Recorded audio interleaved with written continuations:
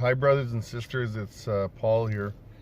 I have a message to share with you. I was originally going to share it a little bit later, but wow, like I took the time to leave home early to go do some shopping before, where I had planned it anyway, before going to work today. So I was giving myself a good hour and a half, and it was crazy. I woke up at 10 o'clock on the button with the most insane destruction dream that I've seen.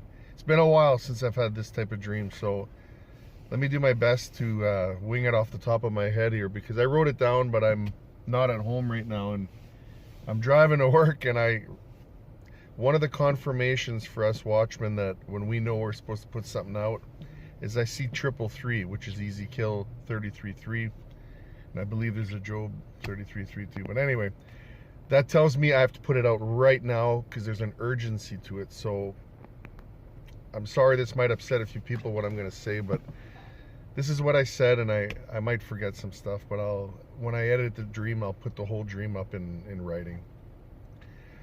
Okay, so in my dream, okay, I'm going to say this. I had a dream the other day that's connected to this one. So for those of you who follow my channel, you know that I left an ambulance job last year. So it's been about 14 months, 15 months ago, I retired from there. And I had a dream about a week ago that I saw one of my friends who was a supervisor at that job. Her name was Trish. And I was just standing or I was witnessing this. I didn't actually see myself in this dream, but I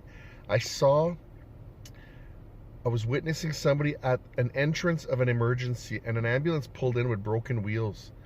And the woman, Trish, stepped out, and she was speaking to whoever I was witnessing through. And I think it's me, I'm not sure. But she's like, we could really use you at work right now. We are so short-staffed and overwhelmed right now. So that was the end of that dream. And I actually thought it had to do with the pandemic. That's what I thought it was when I had it. And I kind of threw it on the shelf, and I didn't think too much about it because I had no confirmation for it. Sorry, I'm holding my phone here, so fat fingers here.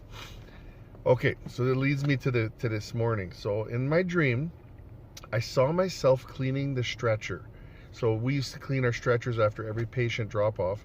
And I was talking to this woman, nobody I knew, just seemed to be my partner. And I turned and I noticed a guy named Mark that I know. I grew up with this guy well, I didn't grow up with him. I went to high school with this guy, and he went on to be an ambulance pediatric specialist. So he's really high up in the supervisors. He's a white shirt, what we call. Where I work, if you have a white shirt, you're a supervisor. So, or where I work. Anyway, he's walking up to me, and he's telling me that he saw this number. And he goes, I don't know what this word means. And it's funny, because I'm doing it off the cuff here, I wrote it down, but the number means you need to get close to God. So in the dream, I immediately knew what he was saying. I said, you know, Mark, I'm pretty good at dream interpretations. What that says means you're supposed to get close to God and fast. And he looked at me kind of like a little shocked. But he's not a guy who believes in God, so he was just listening to me as if, whatever, Paul's talking, you know. And then a guy that he was with, because he had a stretcher and he was with another guy, I looked at this guy and I really knew this guy as being somebody of huge importance, but I didn't know who he was in the dream. And I asked him, I said, I know you from somewhere. I know you from my past. I said, are you somebody who does motivational speaking or something related to ambulance in some sort, you know? And then an alarm went off and we had to get somewhere fast. So we all got into our vehicles, and then the scene changed, and I'm at a vehicle, and it was insane what I saw. So I saw what looked like a moving truck with the back of its door open, and we were taking stuff out, and everybody was in an absolute panic. And then I looked to my right, and I mean, I saw destruction. I saw fire trucks, I saw ambulances. Everything was crushed, and it looked like as if the ground itself had heaved up 10-15 feet and then crashed back down. There was just absolute destruction everywhere you were looking visually. And then I noticed, as I was seeing this, that me and my partner were running with our stretcher towards people that were down. And I started to begin to notice the panic. Like, it wasn't, I don't know how to say this.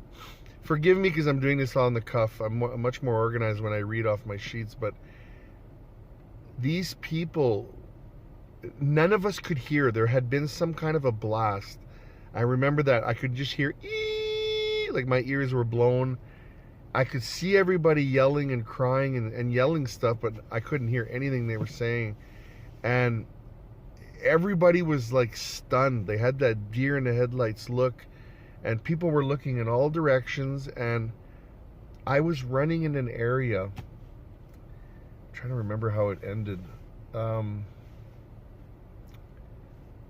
gonna have to leave it at that because I'm gonna have to look at my notes. I'll be right back.